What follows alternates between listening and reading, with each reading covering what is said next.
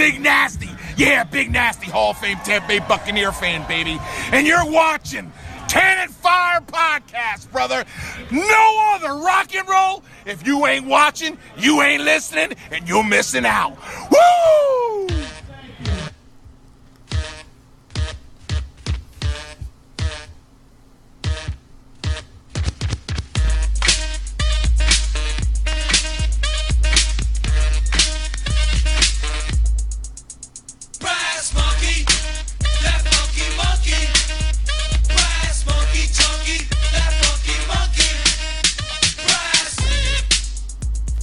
Just in case you guys missed it, Tampa Bay Buccaneers won last week.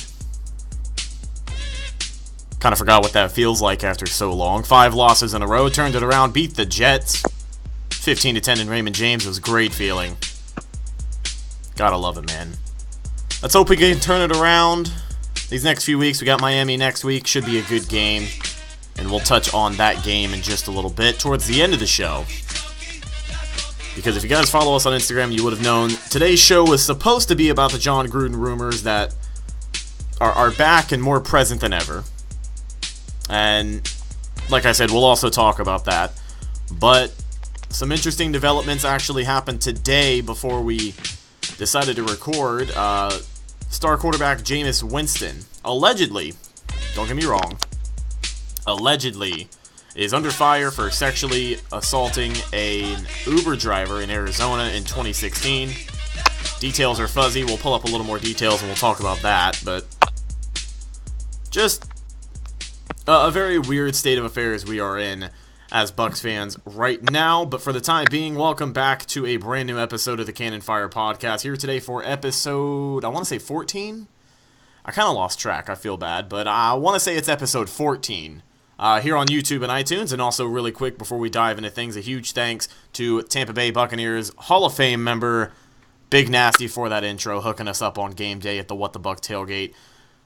Really quick though, touching on game day, and really quick actually before we jump into anything else, welcome back to the show, guys. My name is Redicus, your host, and alongside me as always, my good buddy, good friend, Mr. Bucs Football, Evan. Evan, how are you doing today, my man? Doing just fine. How are you? I am doing just good, and we were going to jump into that What the Buck tailgate where Evan and I actually got to hang out for the first time ever.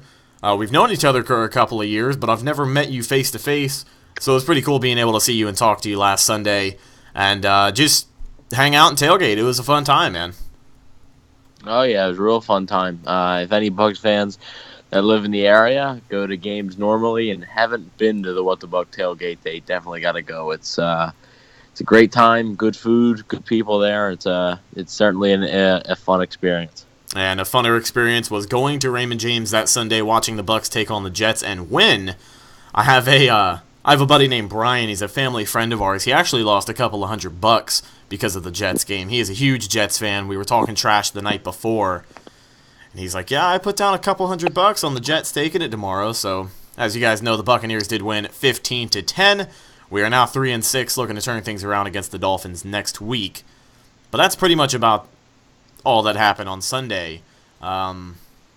It's hard to focus on a win and look up at this point in the season when you get the news that you did today, and that was the news that quarterback Jameis Winston allegedly sexually assaulted an Uber driver in Arizona back in 2016. Now I'm going to pull up the details here and we'll break it down.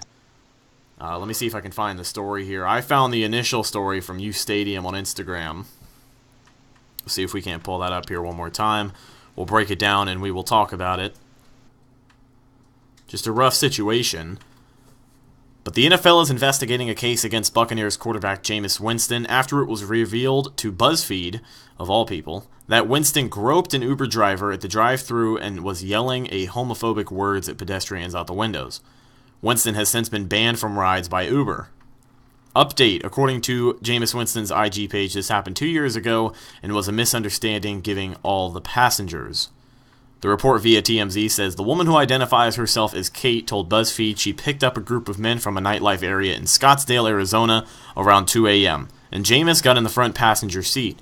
During the ride, Kate says the Tampa Bay Bucs star was out of control, screaming homophobic comments to pedestrians before requesting a stop at a Mexican restaurant.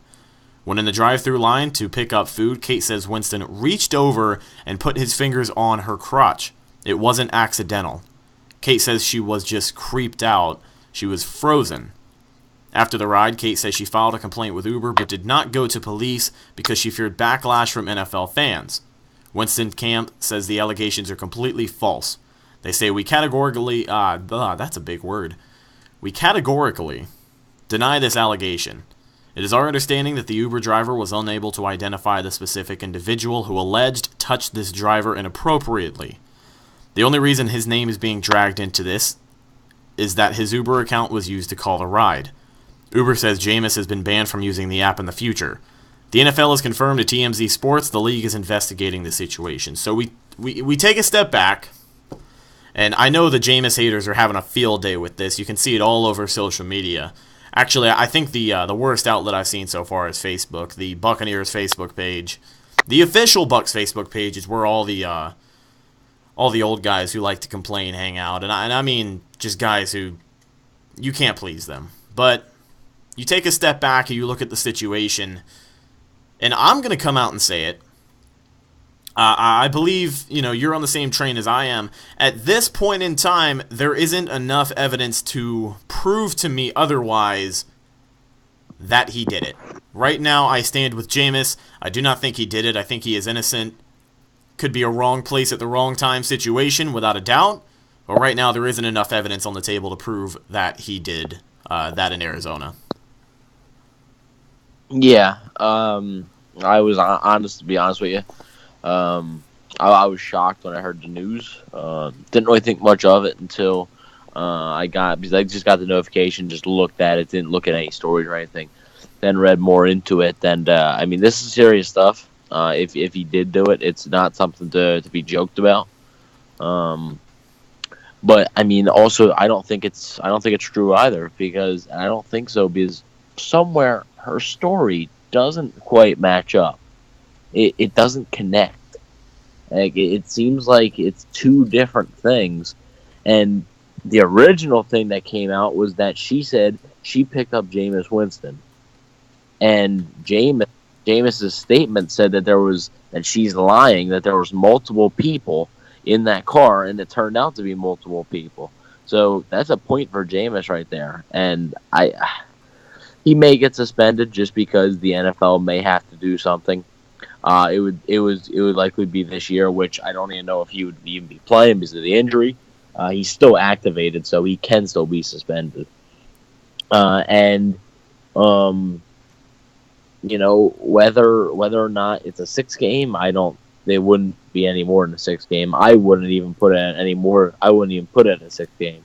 If any suspension, I'd probably do like 4 games, but I don't think he did it. Good kid. He hasn't done anything wrong. And even that story, the drive-through, he reaches over and touches her inappropriately. Okay, maybe, but how does she know it wasn't accidental? She doesn't say it wasn't accidental. She doesn't say any evidence to say that she knew that it was on purpose. She did say it wasn't accidental.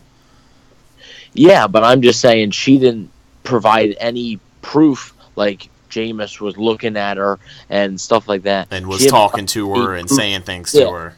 He didn't provide any proof that it was on purpose. How does she know that it wasn't an accident? Obviously, he would come back from a nightclub. He probably had a couple of drinks and wasn't really sure what he was doing. It was during the off season. The Jameis haters, like you said, they're having a field day, and they were just waiting for this. Because this is Jameis's real first issue. I don't count that whole school thing with the issue. That was an issue. I don't count that. I think that's stupid. Yeah. I think that got blown out of proportion. I'm not saying at all that women should be silent or anything. I'm just saying that it got taken out of context. Winston's words got twisted. And right. I don't think, and with Winston's words with this statement, I think it makes sense. And I was talking to a few people earlier today, and they said, I was like, oh, come on, Jameis. And they're not just like casual Bucs fans. Like, these guys were like analysts and stuff. And they said, now reading that statement, I'm on Jameis' side because his statement made more sense than what she said. So I don't think he did it. Can he be suspended? Yeah. Will he be suspended? Honestly, probably. But I honestly, at the end of the day, don't think he did it.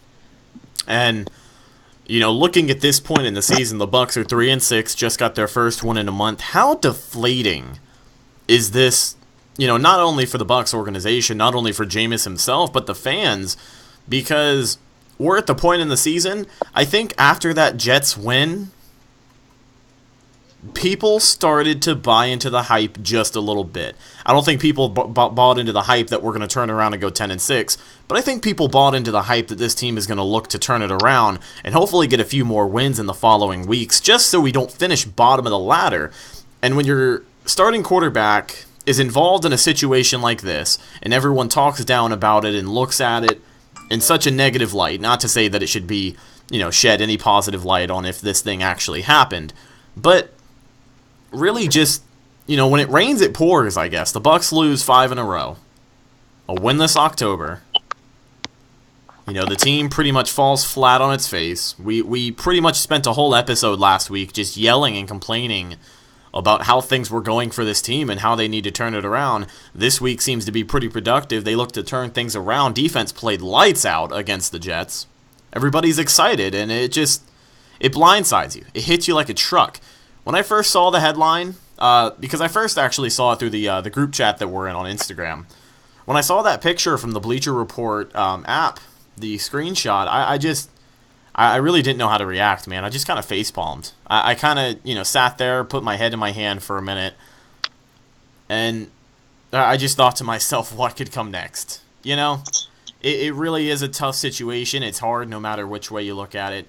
There are holes in both sides of the story. I am Team Jameis. Evan is Team Jameis. Everyone here at Cannon Fire Podcast, we stand with Jameis.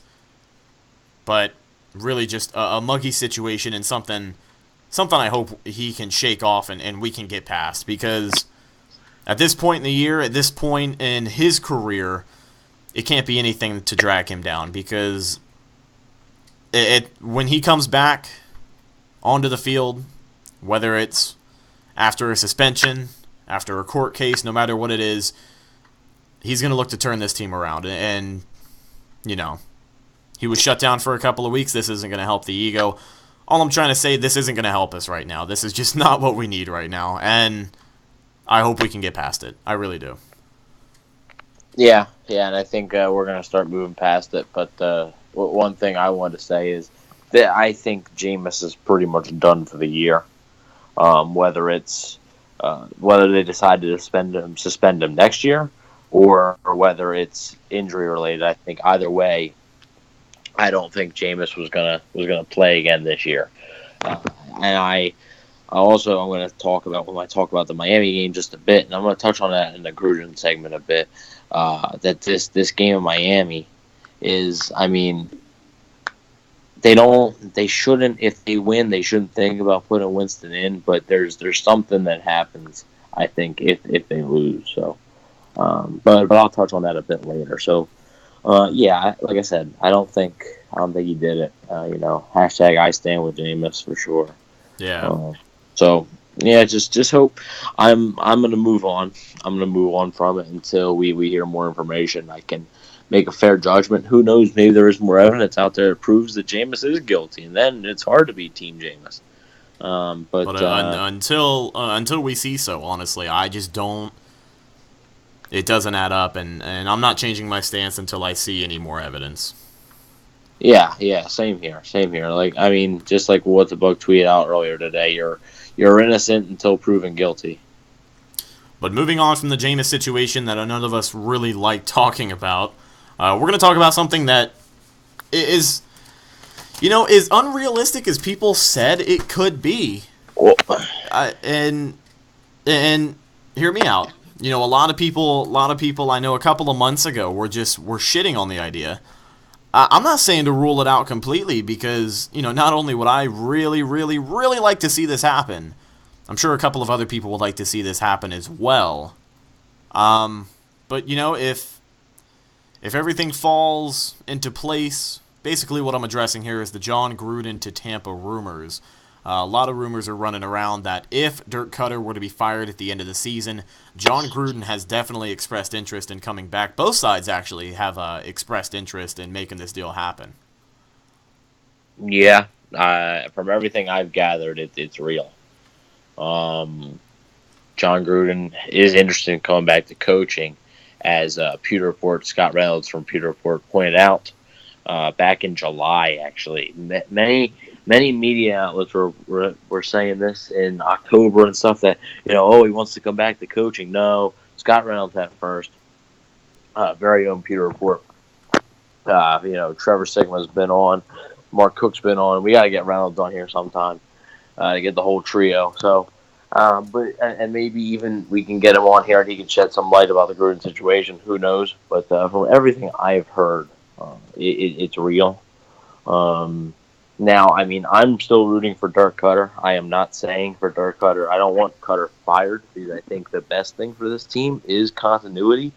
I think that's the best thing for any team, unless you're absolutely going nowhere, which I think, the Bucs have too much talent here, and I think that Winston showed you before his shoulder injury that he was effective at quarterback. I was telling you right before we started walking to the stadium. Actually, I was telling you I saw this graphic that said, Winston before the shoulder injury, the game before Arizona and stuff, he had 7 touchdowns and 3 picks.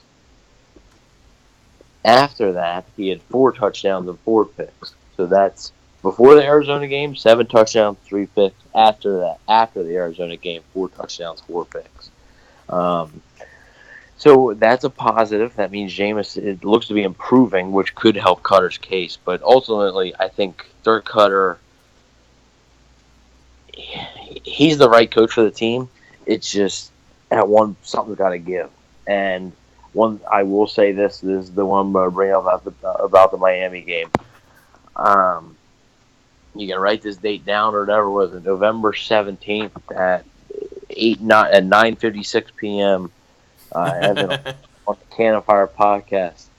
If the Buccaneers lose this game to the Dolphins on Sunday, I guarantee that Dirk Koetter is fired.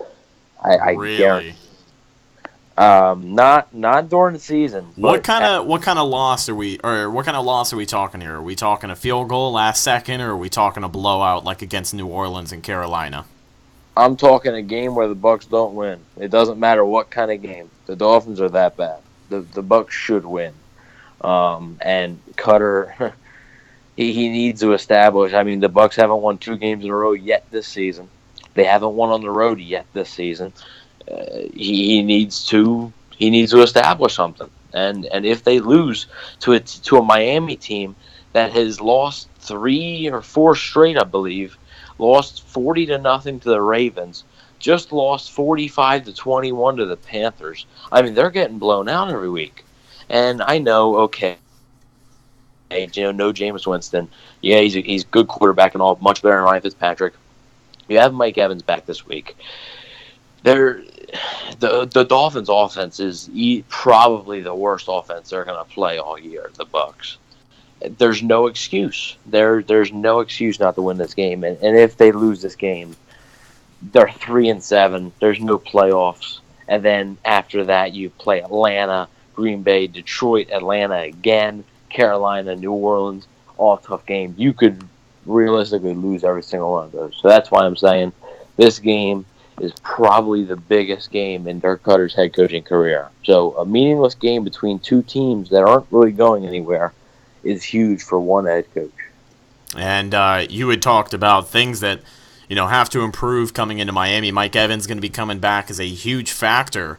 But looking back at the home game they just played against New York, offense came out, did what it had to do. I mean, only 1 touchdown, and that was Charles Sims, pretty much a dump-off at the end of the game. Ryan Fitzpatrick came out, threw 1 interception, 1 touchdown. Pretty quiet day for the offense. Deshaun Jackson did pretty okay. I'd say a solid day. Nothing crazy. Nothing like the Antonio Brown game he had against the Titans on Thursday Night Football last night. And thank God my opponent didn't have AB on his fantasy team. But Deshaun Jackson had a pretty decent day against the Jets. I believe he ran, I want to say it was a little bit over 80 receiving yards on the day. As the number 84. one, 84. As the number one receiver, it was nice to see him step into that slot, but with Mike Evans coming back, it's going to make it so much easier for Fitz, because you could definitely tell all day throughout the New York game, Ryan Fitzpatrick was desperately trying to get it to Deshaun Jackson to make some big plays, and he very well could have a couple of times, but it just kind of fell through. So having Mike Evans back is going to be huge. Doug Martin's also got to come up big, man, if we're going to get anything going on offense, because I think if the defense plays anything like they did last week, recorded 6 sacks and a pick, I think we'll be all right. But offense has to step it up, and that's going to be the wild card come Sunday against Miami. Yeah, and I mean, how about, credit? Got to give credit where credit's due on Sunday. How about the guy who won the game for the Bucs, and that's Patrick Murray. Not knocked through 3 field goals. If he misses all of them, still 100%. The Bucs lose that game. If he loses all of them, I mean, if he misses all of them, the Bucs will lose. Unfortunately, actually, look at the New England game. Yeah, well, I mean, hey, if they had, I still say this: if they had Patrick Murray for the New England game, there's a win there. And if they had an average defense, not a great defense, an average defense, that's how bad their defense was in Buffalo. If they had an average defense versus the Bills, they would have won that game too. So that's 2 wins. So right now they would be 5-4, right? They have a winning record. Well, how does that sound? That sounds great. A winning record going into Miami. You ain't gonna hear no Jon Gruden the Bucs talk then. But one more point I wanted to make about Gruden before we kind of got off track. This Chris Sims, who now is former Buccaneers quarterback, and was coached by Jon Gruden. He was the quarterback when Jon Gruden was there. Chris Sims went to the playoffs with Gruden in 2005. And Chris Sims, on his podcast, he now with Bleacher Report. Oh, really? Yeah. He said Crazy. on his podcast, it's Chris Sims and a guy by the name of Adam Lefkoe. And Lefkoe was just giving up like random rumors and stuff, and he said Jon Gruden to the Tampa Bay Buccaneers, and Lefkoe couldn't even finish his sentence asking Sims about it, and Sims stopped him and said it's real. Sims stopped him and said it's real, and he said that Sims made some phone calls, and that it is real, and he's talked to some of the people in the organization, and they've made amends with Jon Gruden and stuff, and he just kept saying how it all makes sense, that he wants to come back, and that the Buccaneers are interested. And he actually said the reason Gruden was fired was what he understood, what he got from the situation was the end of the season, the 2008 season, when they went 9-7, missed the playoffs. The Glazers had a final meeting, end of the season meeting, just like they do. They do it with Jason Light every year. They do it with their Cutter every year. They sit down with GM, head coach, and end of the year review. And the Glazers sat down with Gruden, and the Glazers questioned Gruden of how he developed his quarterbacks, how he got along with his quarterbacks, and why he couldn't find a franchise quarterback. And Gruden kind of took offense to that, and he said, "Well, how dare you question me on that? If you know what, if you want to question me on that, you might as well fire me." So as Sims said it, he sort of forced the Glazers' hand, and that's why they left on bad terms. But just like he said, the terms were patched up this summer when he was put in the Ring of Honor, got brought to One Buc Place, and how awkward is that Week 15 game going to be if the Bucs continue to lose when Gruden's there and Cutter, and that's going to be real awkward. But especially if the Gruden to Bucs rumors still start to heat up even more, because by then they'll be in full swing. But one more thing I wanted to say, speaking of how awkward it would be, apparently Chris Sims said the people he talked to, I know, sorry guys for rambling on, I know you don't want to hear my annoying voice, sorry. Chris Sims said the people he talked to said that Dirk Cutter originally didn't really want Jon Gruden there at training camp in the summer. He wasn't really comfortable with him being there, and I'm not sure why. Because Dirk Cutter wasn't on the hot seat at all. He was 9-7, high expectations, yes, but that's not on the hot seat. So not really sure why Dirk Cutter would not want Jon Gruden there. And Chris Sims also suggested that maybe the Glazers brought in Gruden to One Buck Place for that whole thing and brought him into the facility and stuff to see how he interacted with Jameis and to see if that tandem would work. And then just this past Wednesday or Thursday, I don't even know what day it was, Dirk Cutter walks into his press conference, stands there for 10-15 seconds, says quaint crowd, says thanks, and walks out. Doesn't answer a question. So I think the pressure's getting to him, and Gruden's watching. Everybody keeps saying, "Oh, he's going to Tennessee. He's going to college. He's going to be a Tennessee coach." Gruden is not coaching college. I don't think Tennessee wants to take the risk on that end either, because something that's been brought up time and time again these past few days is something I had seen, and it was more of a headline, but it was more of a risk for Tennessee to even pick up Jon Gruden, because like you said, he's not a college coach if he's going to come back and get this job done. Yeah, and he said that he hates recruiting, and he hates that all the rules and regulations. He said that it would drive him nuts. He said that he couldn't do it, so he's not going to college. And honestly, as of now, this could change because obviously at the end of the year, he gets phone calls every year, college, NFL, about coaching jobs. As of now, from what I've heard, there's only one team there's only one football team in the world right now that Jon Gruden wants to coach. The Tennessee Titans. Yeah, sure. And you know who that is. Taking a look at the Gruden situation and a little more input I had on it. Something I wanted to bring up, I almost forgot to bring it up, but it was a great point brought up by the commish, Justin Pulowski. Said his name right this week. The commish, Justin Pulowski, brought it up on Bucs Uncensored just a couple of weeks ago. I believe it was after the Carolina game. Pretty much had talked about, people are already on board to fire Cutter. People want him gone. People want this coaching staff gone. Cleaning house might not be our best option right now, especially if you're looking at a team that's starting to build speed. On paper, Deshaun Jackson, if he can get comfortable here, it's going to be a great year next year for him. Mike Evans only getting better year in and year out. Jameis Winston, pretty much the same situation. He comes back next year. He's going to want to play his best football.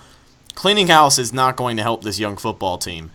But bringing someone in to help manage things and make decisions better than anyone else can might be what the team needs. And he pointed to Jacksonville, the way they brought in Tom Coughlin to pretty much run that front office. As you guys know, Tom Coughlin had a pretty successful tenure with Jacksonville as their head coach, went to New York, won a couple of Super Bowls, and came back to Jacksonville, not to be a head coach, but to pretty much just run the show. Tell people good decisions, bad decisions, make decisions so the coach doesn't have to, and the coach can focus 100% on coaching. And if you want to argue the point, look at how well Jacksonville's doing this year. I'll leave it at that. But definitely not a bad idea. And if you're looking to do something like that on the Buccaneers end of the spectrum, you want to bring someone in with experience, why not Gruden? Why not at this point? Same situation with Tom Coughlin. It could bring up a lot of pressure on Jason Light to make decisions. It could bring off a lot of pressure from Dirk Cutter to make decisions that he really shouldn't be making a head coach, so he can do his job of head coaching and not focusing on anything else. Because apparently that's not getting anything done for us, as the guy is, under a lot of pressure. He's got a lot of expectations and a lot of things that he is expected to handle that I just don't think he can handle right now. So, not a bad alternative. I still believe Cutter is the man for the job. I like him a lot. Not saying I want him gone. I would like to see Gruden back. But if you can't bring Gruden back in a coaching capacity, that's probably going to be your next best thing. And I don't see it being a bad choice for either side. Yeah, but I also don't see it happening. According to what I hear from people that I talk to, Gruden wants to coach. He hasn't really won any front office job. Gruden, if he got offered a front office job, he'd probably just stay what he's doing now with Monday Night Football. So yeah, he wants to coach. And one last thing from Sims, what he said, Lefko asked him, he said, all right, what percentage you gonna put it at? Or what do you think's gonna happen? He said if Cutter's fired. That's what he said first. If Cutter's fired, none of this matters if they keep their Cutter.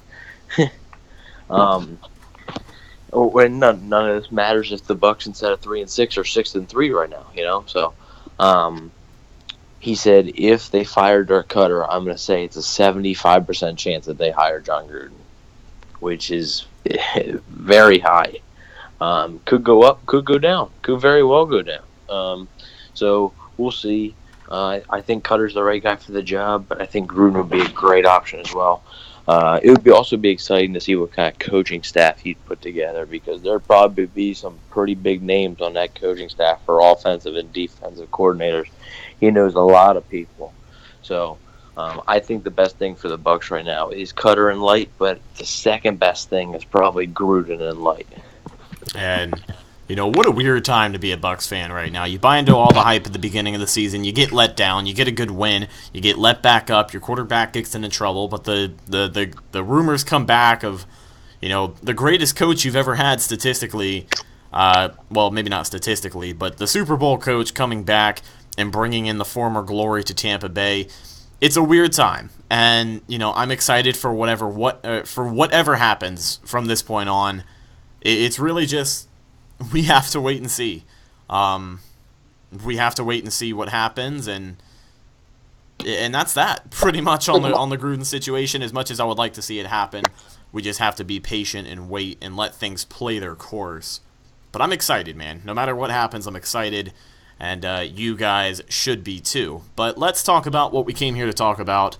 And that is actually the injury report. Last second idea, let's go over the injury report. Jameis Winston obviously going to be out. Will Golston going to be out with a neck injury. But Vernon Hargreaves has been ruled out for this Sunday. I believe he was... Oh, God, what was his injury? I should know this. Hamstring. It was a hamstring? Yep, he left about midway through the second quarter. In the Jets game, and was immediately ruled out, so it wasn't a good sign there. I saw him walking out after the stadium. He didn't really have a limp or anything. He looked to be all right, but obviously hamstrings you can't really tell, and they're always tricky. So yeah, I think played it safe. You look at Quan's situation; he was also out with a hammy, and it was just weeks on end. But he's come back and he's been playing, getting back to his old self. So hopefully Vernon can do the same, no matter how long he's out. He'll come back, because whether you like it or not, the kid has really been picking up some steam. Looks really good on man coverage, I gotta say. Gotta commend him with that. Past few games, regardless of us losing, he has been doing a better job playing the man. Hope to see Vernon Hargreaves healed up and ready to go. I would say before the end of the season, but you want to be as safe as you can. Again, the Buccaneers do not have any bye weeks, so we're riding this thing out, man. Let's jump on and hang on for dear life, because it's just whatever happens. But that is your injury report for this weekend against Miami. We are 1 day removed from the game. It's going to be a good game.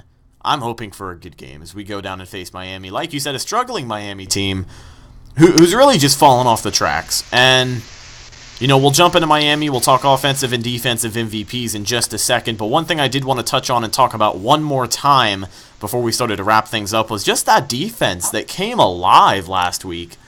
I was at the game with my girlfriend, and I looked at her at the end of the game. I said all I wanted was 1 sack, and I got 6. Okay, I just wanted to see them hit Josh McCown one time. I didn't want to see them brutally assault Josh McCown in the backfield all day. But pretty much everyone on that starting defensive line got themselves a sack on Sunday. And a comment that was made, I want to say it was Levante David, he had pretty much said, we went out there and we fed off of each other's energy. And whenever we can do that, we can play great football. So the defense is coming alive. It's all about staying consistent right now. Yeah, and that's been a big problem. And we're going to find out really, really quick, because the defense has been awful on the road this year. And they're not, like I said, they're going up against the worst offense in the league. See, we're not going out of state this week though. That's the trick. Is we're on the road, but we're just a couple of hours from home. So let's see what happens, man. Let's hope some of that Raymond James magic rubs off. Yeah, let's hope.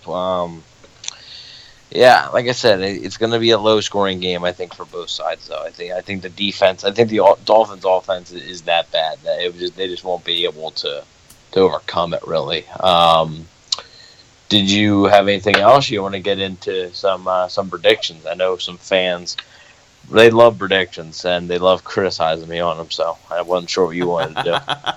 Yeah, we will jump into predictions here. Pretty much the keys for the game against Miami. Defense is going to come out strong. Going to look for Doug to really just prove himself. We keep saying that week in and week out. But I swear to God, man, if they can get the blocks lined up, he's looking to explode because he hasn't been performing. But you can't say this guy's not out here trying to run every single play. He's very good at finding holes. Just got to have holes made for him. But let's jump into predictions here. Let's talk about the game on Sunday. You can go first, actually. Go ahead and give your score predictions, and we'll do offensive and defensive MVP. At the end of that, we will announce our Instagram follower of the week, and we'll wrap things up here. Okay, well, I think the Bucs. I think the Bucs are going to get a win. I think they'll probably end up winning. I think 20-14 is probably my prediction. My offensive MVP is Deshaun Jackson. I think he's going to have another strong day. Miami's corners are not very good. Xavier, or however you want to say it, Howard, Dolphins corner, young Dolphins corner, got torched multiple times last week. I expect Mike Evans and Deshaun Jackson to both have big days. As long as Fitz protects the football, this offense should be fine.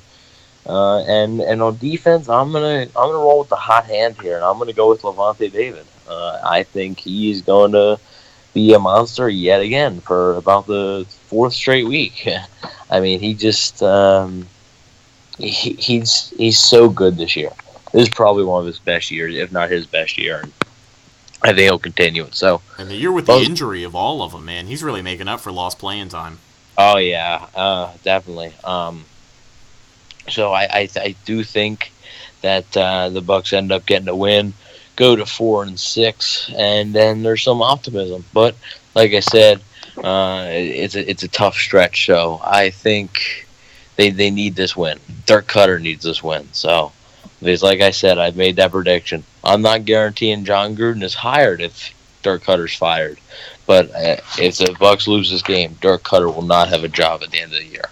Unless the Bucs finish, 5-1, 4-2, something like that. He won't have a job at the end of the year. But all right. Luckily, for now, he saved his job. And a bold statement from Evan here on the Cannon Fire podcast. I'm going to jump into my predictions, pick right back up where you left off, do final score, and if I got to look at it, if the defense is humming and the offense can figure things out, having Mike Evans back on the field, I'm going to say it's going to be 24-10 Bucs.